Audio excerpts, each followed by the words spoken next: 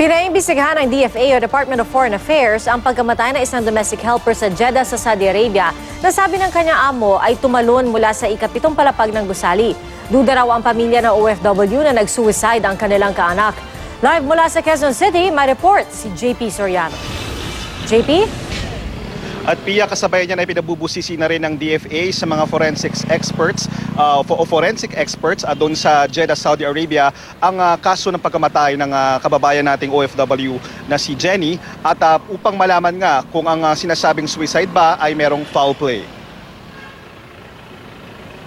Kuha ito nitong Mayo nang ihatid ni John Paul Reyes at kanyang mga anak ang asawang si Jenny bago lumipad papuntang Jeddah, Saudi Arabia upang magtrabaho bilang isang domestic helper. Ang hindi inakala ni John Paul, ito na pala ang huli nilang pagkikita. Makalipas lang kasi ang 2 linggo sa Saudi, natagpuan na siyang patay. Ang sabi raw ng Arabong employer, nagpakamatay si Jenny at tumalon mula sa ikapitong palapag ng gusali. Pero duda rito si John Paul. Bago kasi namatay ang asawa niya, nakausap pa niya ito. Tsaka na lang daw po siya magkukwento. Parang may gusto po siyang sabihin na hindi niya po masabi kasi nakikigamit lang daw po siya ng cellphone. Matapos ito'y di na sila kinontak ni Jenny hanggang sa ipaabot sa kanila ng ilang nakilalang OFW ni Jenny ang masamang balita. Nananawagan ng hustisya ang pamilya at pinananagot ang employer na base sa POEA records ay isang Mona Ali Sadek. Feeling po namin patay na po siya, hinulig po siya dun eh.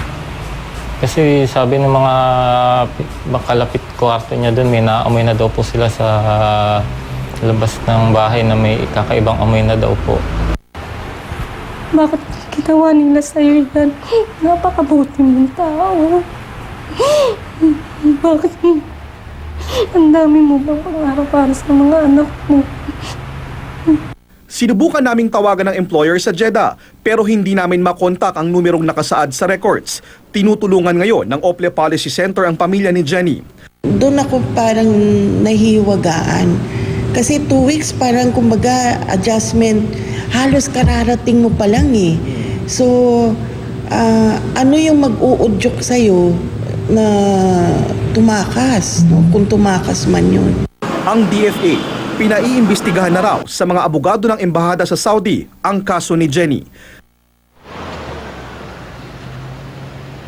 At Pia, hiniling na rin ng Ople Policy Center sa DFA na habang nagpapatuloy ang ginagawang investigasyon sa pagkamatay ni Jenny ay wag munang payagan itong employer na ito ni Jenny na tumanggap ng mga Pilipinong manggagawa.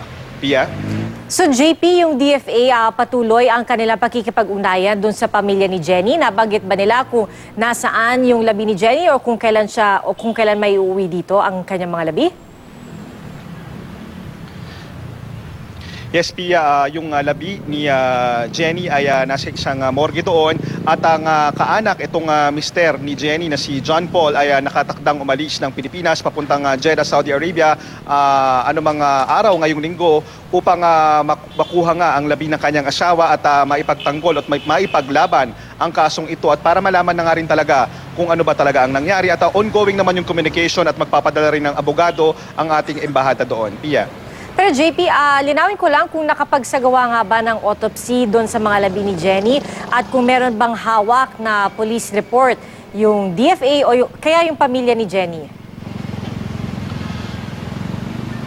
Yes, Pia, yung police report, yan yung pilit nating hiningi sa DFA pero ayan ay kukunin pa lang o nasa proseso pa rin ng pagkuha ang consul natin doon. Ang consul lamang natin ang pwedeng makakuha niyan doon at sa pagpunta nga doon ng mister ni Jenny, ito ay mapapapunta na nga sa kanilang kamay at kaugnay naman doon sa mga possible autopsy, yun ay manggagaling din sa pamilya. Ang nais kasi ng pamilya, Pia, maiuwi na dito yung labi ni Jenny sa lalong madaling panahon. Pero kapag ginawa kasi yun, pwedeng maapektuhan yung case na kanilang kung ano man yung case na possible na lang i-file doon. Malalaman natin yan, Pia, sa mga susunod na araw. Dahil sa ngayon, medyo magulo pa yung, magulo pa ang isip ng pamilya. Naguguluhan pa sila. Basta sila naniniwala lang talaga silang hindi ito suicide, may foul play. Pero ang gusto nila, maiuwi dito yung labi at yun nga yung mga abangan natin sa mga susunod na araw. Pia?